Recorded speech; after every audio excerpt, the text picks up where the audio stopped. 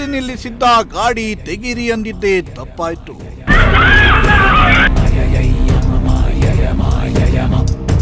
Car ತೆಗೆಯಲು ಹೇಳಿದ್ದಕ್ಕೆ ವ್ಯಕ್ತಿಗೆ ಹಿಗ್ಗಾಮುಗ್ಗ ಹಲ್ಲೆ.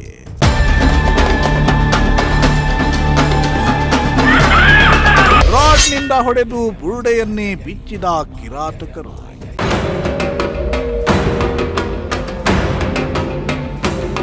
ಎಸ್ ವೀಕ್ಷಕರೇ, ಇತ್ತೀಚೆಗೆ ಜನರಲ್ಲಿ ಮನುಷ್ಯತ್ವ ಅನ್ನೋದೇ ಮರೆಯಾಗ್ತಿದೆ. ಮಾನವ ರೂಪದಲ್ಲಿರೋ ಕೆಲ ಮೃಗಗಳು ಸಣ್ಣ ಸಣ್ಣ ವಿಚಾರಕ್ಕೆ ರಕ್ಕಸರಂತೆ ವರ್ತಿಸುತ್ತಿದ್ದು ಕ್ಷುಲ್ಲಕ ಕಾರಣಗಳಿಗೆ ಮಾರಣಾಂತಿಕವಾಗಿ ಹಲ್ಲೆ ನಡೆಸುವ ಮಟ್ಟಕ್ಕೆ ಹೋಗುತ್ತಿದ್ದಾರೆ. ಇದೀಗ ತುಮಕೂರಿನಲ್ಲಿಯೂ ಇಂಥದ್ದೇ ಪ್ರಕರಣವೊಂದು ಬೆಳಕಿಗೆ ಬಂದಿದ್ದು, ರಸ್ತೆ ಮಧ್ಯೆ ನಿಲ್ಲಿಸಿದ್ದ ಕಾರು ತೆಗೆರಿ ಅಂದಿದ್ದಕ್ಕೆ ವ್ಯಕ್ತಿಯೊಬ್ಬರಿಗೆ ಕಿರಾತಕರು ಕಬ್ಬಿಣದ ರಾಡುಗಳಿಂದ ಮಾರಣಾಂತಿಕವಾಗಿ ಹಲ್ಲೆ ನಡೆಸಿರುವ ಆರೋಪ ಕೇಳಿ ಬಂದಿದೆ.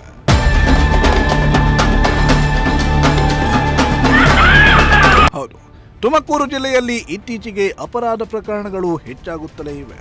ಜನರು ಚಿಕ್ಕ ಪುಟ್ಟ ವಿಷಯವನ್ನು ದೊಡ್ಡದು ಮಾಡುತ್ತಿದ್ದು ಆ ಗಲಾಟೆ ವಿಕೋಪಕ್ಕೆ ತಿರುಗ್ತಾ ಇದೆ.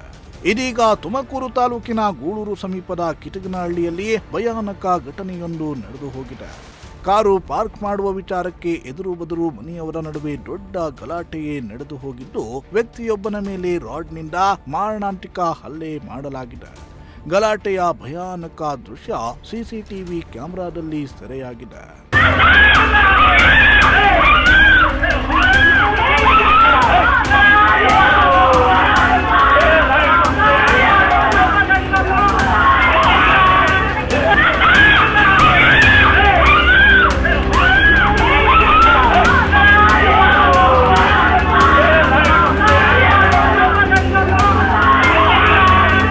ಕಿಟಗನಹಳ್ಳಿಯ ನಿವಾಸಿ ಗೌರೀಶ್ ನಿನ್ನೆ ರಾತ್ರಿ ಗೆಳೆಯನ ಮದುವೆ ಮುಗಿಸಿ ಮನೆಯ ಬಳಿ ಬಂದಿದ್ದಾರೆ.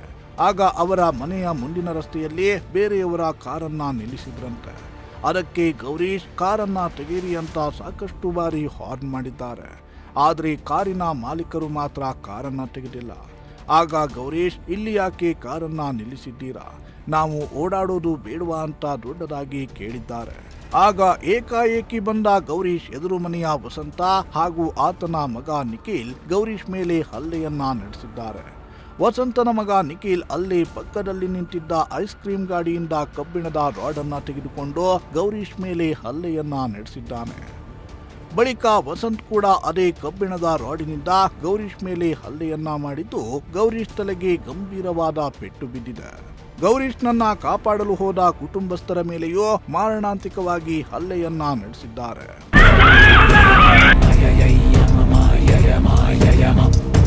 ಘಟನೆಯಲ್ಲಿ ಗೌರೀಶ್ ತಲೆಗೆ ಗಂಭೀರ ಗಾಯವಾಗಿದ್ದು, ಗೌರೀಶ್ ಪತ್ನಿ ಮತ್ತು ತಾಯಿಗೂ ಗಾಯಗಳಾಗಿವೆ. ಹೀಗಾಗಿ ತಕ್ಷಣವೇ ತುಮಕೂರು ಜಿಲ್ಲಾಸ್ಪತ್ರೆಗೆ ಭೇಟಿ ನೀಡಿ ಚಿಕಿತ್ಸೆಯನ್ನ ಪಡೆದುಕೊಂಡಿದ್ದಾರೆ. ಘಟನೆಯ ಬಗ್ಗೆ ಮಾತನಾಡಿರುವ ಗೌರೀಶ್, ನನ್ನದೇನೂ ತಪ್ಪಿಲ್ಲ. ನನ್ನ ಮನೆಯ ಮುಂದೆ ಕಾರನ್ನ ನಿಲ್ಲಿಸಿ ಹೋಗಿದ್ರು. ನಾನು ಮನೆಯೊಳಗೆ ಹೋಗಬೇಕು, ಕಾರನ್ನ ತೆಗೆಯಿರಿ ಅಂತ ಹೇಳಿದ್ದಷ್ಟೇ. ಅಷ್ಟೊತ್ತಿಗಾಗಲೇ ನಮ್ಮ ಎದುರು ಮನೆಯ ವಸಂತ ಹಾಗೂ ಆತನ ಕುಟುಂಬದವರೆಲ್ಲ ಸೇರಿಕೊಂಡು ನಮ್ಮ ಮೇಲೆ ಜಗಳ ಮಾಡಲು ಬಂದ್ರು. ನಾವು ಮಾತನಾಡಬೇಕಾದ್ರೆ ವಸಂತನ ಮಗ ನಿಖಿಲ್ ಏಕಾಏಕಿ ನನ್ನ ಮೇಲೆ ಕಬ್ಬಿಣದ ರಾಡ್ನಿಂದ ಹಲ್ಲೆ ಮಾಡಿ ಅವಾಚ್ಯ ಶಬ್ದ ಬಳಸಿ ನಿಂದಿಸಿ ಪ್ರಾಣ ಬೆದರಿಕೆಯನ್ನ ಹಾಕಿದ್ದಾನೆ. ನಮಗೆ ಪೊಲೀಸರು ರಕ್ಷಣೆಯನ್ನ ನೀಡಬೇಕು ಅಂತ ಮನವಿ ಮಾಡಿಕೊಂಡಿದ್ದಾರೆ.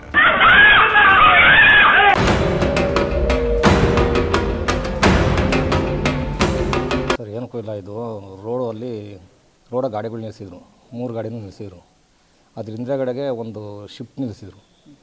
ನಾನೆಲ್ಲೋ ಗಾಡಿ ತಗೊಂಡೋಗಿದ್ದನಲ್ಲ, ಅದು ಬಂದು ಹಾರನ್ ನೋಡಿದೆ, ತಕ್ಕೊಂಡ್ಲಿಲ್ಲ. ಡ್ರೈವರ್ ಬಂದ, ಏನೋ ತಗ್ಗಿಲ್ಲ, ಈಗ ಏನೋ ಮಾಡ್ತೀಯಾ ಅಂತ ಅಂದ. ನಾನು ಹಂಗೆ ಅಂತ ಅಂದೆ, ತಗೊಳ್ರಿ ಈಗ ಸೈಡ್ಗೆ ಹಾಕೋಣದಲ್ವ, ನಾನು ಹೊಡಿಕೋದು ಬೇಡವಾ ಅಂತ. ಅವರೆಲ್ಲ ಫಸ್ಟೇ ಎಲ್ಲ ಟೂಲ್ಸ್ ಎಲ್ಲ ರೆಡಿ ಮಾಡ್ಕೊಂಡವ್ರು. ಹೊಡಿಲೇಬೇಕು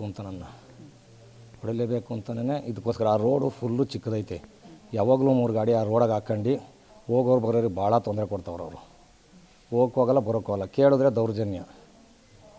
ಏನು ಮಾಡ್ತೀಯಾ ಅಂತಾರೆ. ರಾಡೊಳಗೆ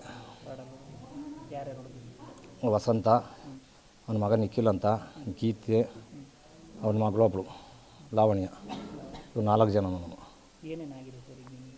ಏನಿಲ್ಲ, ಬುಲ್ಡೆ ಏಟಾಗಿದೆ. ಬುಲ್ಡೆಗೆ ರಾಡಾಗಿ ಹೊಡೆದ್ರು.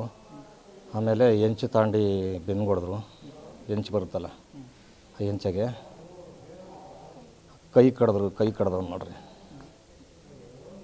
ಕೈ ಕಡ್ದವನೇ ಈ ಥರ ಅಲ್ಲೇ ಮಾಡಿದ್ರು.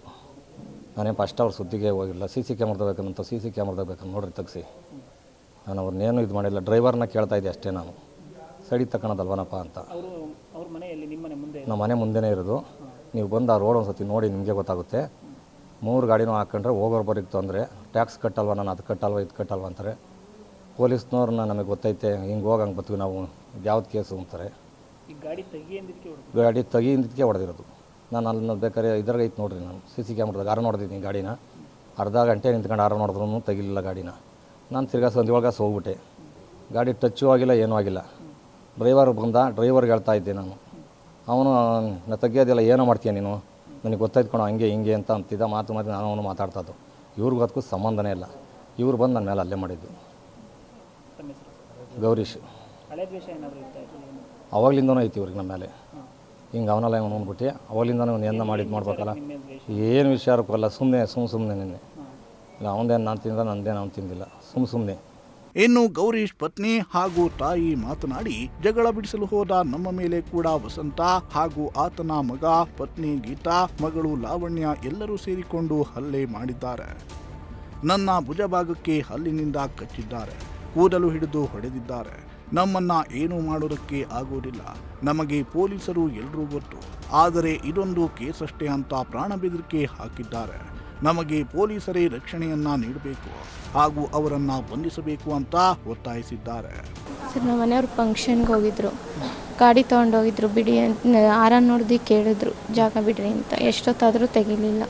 ಡ್ರೈವರ್ಗೆ ಬಂದು ಕೇಳಿದ್ರು, ಗಾಡಿ ತಕ್ಕೊ ನಾವೆಲ್ಲಿ ಹೋಗ್ಬೇಕು ಒಳಗಡೆಗೆ ಅಂತಂದರೆ, ಏನಲ್ಲ ನಿನಗೇನೋ ತೆಗಿಬೇಕು, ನಿನಗೆ ಇವತ್ತೇನು ಮಾಡ್ತೀನಿ ನೋಡೋ ಅಂತೇಳಿ ಫಸ್ಟೇ ಎಲ್ಲ ರೆಡಿ ಮಾಡಿಕೊಂಡಿದ್ದು ನಮ್ಮ ಮನೆಯವ್ರಿಗೆ ಗೊತ್ತಾಗಲಿಲ್ಲ. ನನಗೆ ಆಮೇಲೆ ಇಲ್ಲಿ ಕಚ್ಚೋರೆ. ಮಗಳು ಜುಟ್ಟು ಹಿಡ್ಕೊಂಡ್ಲು, ಅವಳು ಕಚ್ಚಿದ್ಲು. ಮತ್ತು ಅವನು ಹಿಡ್ಕೊಂಡು ಎಲ್ಲರ ಹಿಂದೆಯಿಂದ ಬೆನ್ನಿಗೆಲ್ಲ ಹೊಡೆದ್ರು. ನನ್ನ ಮಗನಿಗೂ ಹೊಡೆದ್ರು. ಇವ್ರು ಕೇಳಕ್ಕೆ ಹೋಗಿದ್ದಕ್ಕೆ ಇವ್ರಿಗೆ ರಾಡಲ್ಲಿ ಹೊಡೆದ್ರು.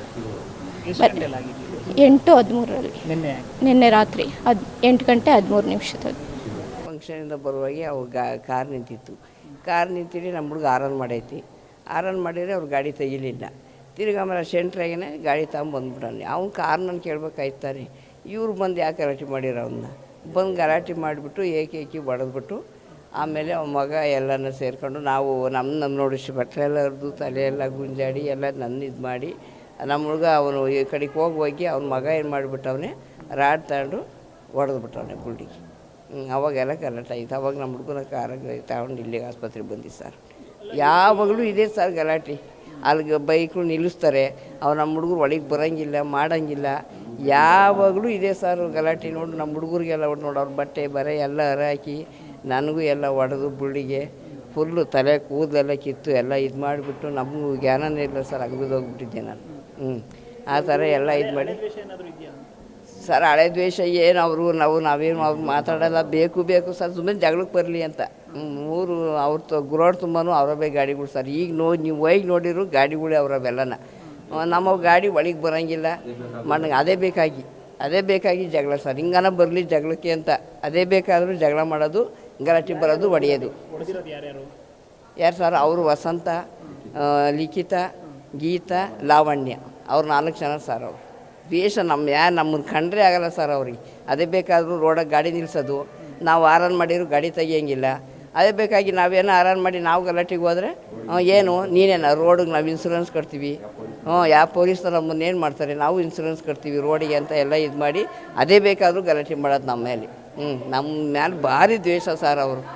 ನಮ್ಮನ್ನು ಕಂಡ್ರೆ ಆಗಲ್ಲ ಅವ್ರಿಗೆ. ಏನು ಮಾಡ್ಬೇಕು ಹೇಳಿ ಸರ್? ಹಿಂಗಾದ್ರೆ ನಾವು ಹೆಂಗೆ ಬರೋದಲ್ಲಿ? ನಮ್ಮವು ಬೈಕ್ಗಳವೆ, ನಮ್ಮವು ಗಾಡಿಯವೆ. ಎದ್ರ ಮನೆ ನಮ್ಮ ಮಗನೇ ಸರ್ ಇವರು. ನಮ್ಮ ಮಗನೇ. ಈಗ ನಮ್ಮ ಗೌರೀಶು ಅಂತ ನಮ್ಮ ಮಗನಿಗೆ ಅವರೇ ಮಾಡಿರೋದು. ಇವಾಗ ಅವನು ಅವರು ಎಲ್ಲ ಚಿಕ್ಕಪ್ಪ ದೊಡ್ಡಪ್ಪನ ಮಕ್ಕಳನ್ನೇ. ಆದರೂ ನಮ್ಮ ಮೇಲೆ ಅಷ್ಟೊಂದು ರೋಷ ಸರ್ ಅವರು. ನಮ್ಮನ್ನು ಕಂಡ್ರೆ ಆಗಲ್ಲ ಅವ್ರಿಗೆ. ಅದೇ ಬೇಕಾಗಿ ಗಾಡಿ ನಿಲ್ಲಿಸೋದು, ಗಲಾಟೆ ಮಾಡೋದು, ಏನು ಬೇಕೋ ಅದ್ರಾಗೆ ತಂದು ಹೊಡೆದ್ಬಿಡೋದು, ಕಾರ್ ಪುಡಿ ಏರ್ಸ್ಬಿಡೋದು ಕಣ್ಣಿಗೆ. ನೋಡಿ ಏನು ಬೇಕೋ ದೊಣ್ಣೆದು ಎಲ್ಲ ಅದ್ರೊಳಗೆಲ್ಲ ಮಡಿಕೊಂಡವ್ರು ಸರ್ ಅವರು. ಐಸ್ಕ್ರೀಮ್ ಗಾಡಿಗಳವಲ್ಲ, ಅವ್ರು ಬೇಕಾದ ಸಟ್ಟೆಲ್ಲ ಅದ್ರೊಳಗೆ ಮಡಿಕೊಂಡವ್ರೆ. ಸದ್ಯ ಈ ಪ್ರಕರಣ ಪೊಲೀಸ್ ಠಾಣೆ ಮೆಟ್ಟಿಲೇರಿದ್ದು ತುಮಕೂರು ಗ್ರಾಮಾಂತರ ಠಾಣೆಯಲ್ಲಿ ಪ್ರಕರಣ ದಾಖಲಾಗಿದೆ. ಪೊಲೀಸರು ಏನು ಕ್ರಮ ಕೈಗೊಳ್ತಾರೆ ಅನ್ನೋದನ್ನ ಕಾದು ನೋಡಬೇಕಿದೆ. ಕ್ಯಾಮರಾ ಪರ್ಸನ್ ರಾಕೇಶ್ ಜೊತೆ ಪುನೀತ್, ಪ್ರಜಾಶಕ್ತಿ ಟಿವಿ, ತುಮಕೂರು.